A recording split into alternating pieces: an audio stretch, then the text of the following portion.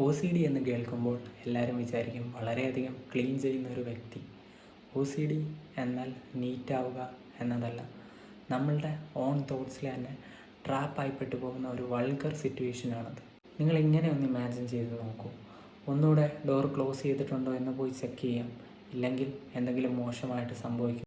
അവർക്കറിയാം അതിലൊരു സെൻസും ഇല്ലയെന്ന്, പക്ഷേ ആ ഒരു ആക്ഷൻ ചെയ്യുന്നത് വരെ അവരത് വേട്ടയാടിക്കൊണ്ടേയിരിക്കും.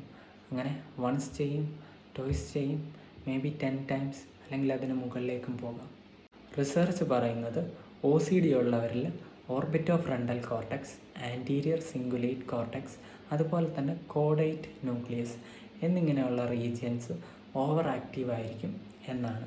ആൻഡ് ഈ റീജിയൻസാണ് എറർ ഡിറ്റക്ഷൻ, അതുപോലെ തന്നെ ഹാബിറ്റ് കൺട്രോൾ എന്നിങ്ങനെയുള്ള ഫങ്ഷൻസ് കോർഡിനേറ്റ് ചെയ്യുന്നത്. എന്ന് വെച്ചാൽ ഒരു പ്രശ്നവും ഇല്ലാത്ത സമയത്തും ബ്രെയിൻ ഇങ്ങനെ മെസ്സേജ് സെൻഡ് ചെയ്തുകൊണ്ടേയിരിക്കും, എന്തോ റോങ് ആണ്, അത് ഫിക്സ് ചെയ്യുക എന്ന് പറഞ്ഞിട്ട്. ഇത് പെർഫെക്ഷനിസം ആണെന്നല്ല, ആങ്സൈറ്റിയുടെയും ഒബ്സഷൻ്റെയും കമ്പൾഷൻ വഴി കിട്ടുന്ന ടെമ്പററി റിലീഫിൻ്റെയും കൂടെ ഒരു ബയോളജിക്കൽ ലൂപ്പാണ്.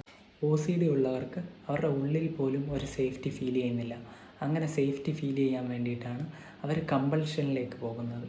റെസ്റ്റ് ചെയ്യാൻ റെഫ്യൂസ് ചെയ്യുന്ന ഒരു ഓവർ ആക്റ്റീവ് മൈൻഡിനോടുള്ള ഒരു ബാറ്റിലാണ് OCD അഥവാ ഒബ്സസീവ് കമ്പൾസീവ് ഡിസോർഡർ.